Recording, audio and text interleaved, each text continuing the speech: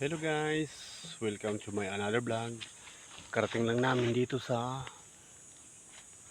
bundok guys. Yan. Dito guys, sobrang init ng panahon.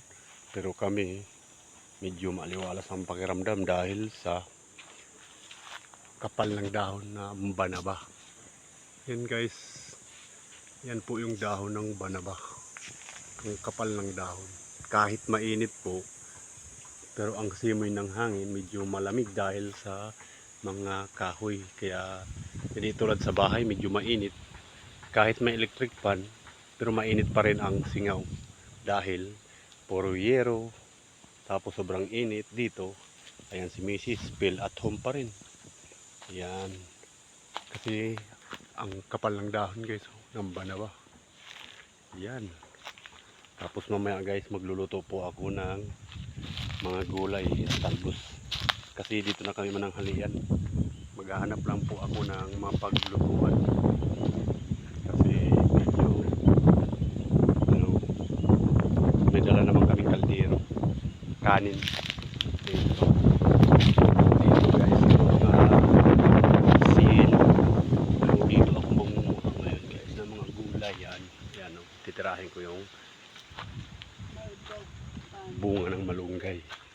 Kahit mga ilang praso lang, pang ulam lang namin. Dalawa lang kami guys. Ayan o, sobrang init guys dito sa labas. Yan o, init o. Tuyong-tuyo yung mga halaman ni tatay. Pero manghingi kami ng mga dahon, bunga. Kasi para may gulay kami. May dala kaming sardinas na puti.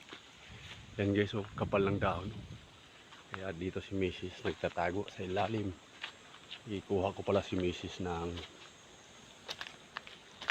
bulaklak para matutuwa siya. Yan. Ito guys oh. Yan. Ang ganda rito yun.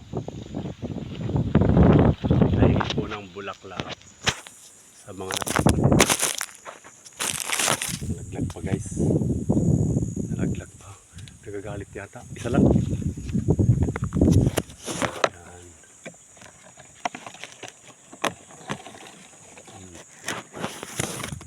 Guys, ang ganda oh. Tamo. Ayan guys oh. Yan, ganda. Inamoy pa niya guys.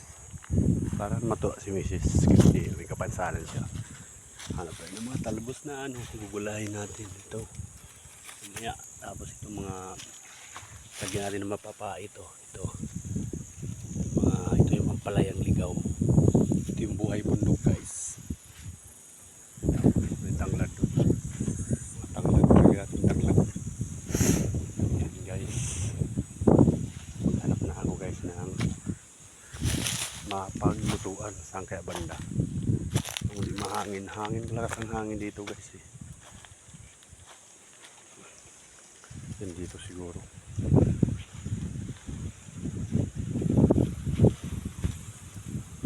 Dito na lang guys. Okay, dito sa ilalim. Sige guys, babay muna guys. Ay mamaya pala, babay na pala. At saka guys, huwag niyong kalimutan, tandaan, bird ng Subic para sa darating na halalan. Ayan, babay na guys. Bye bye.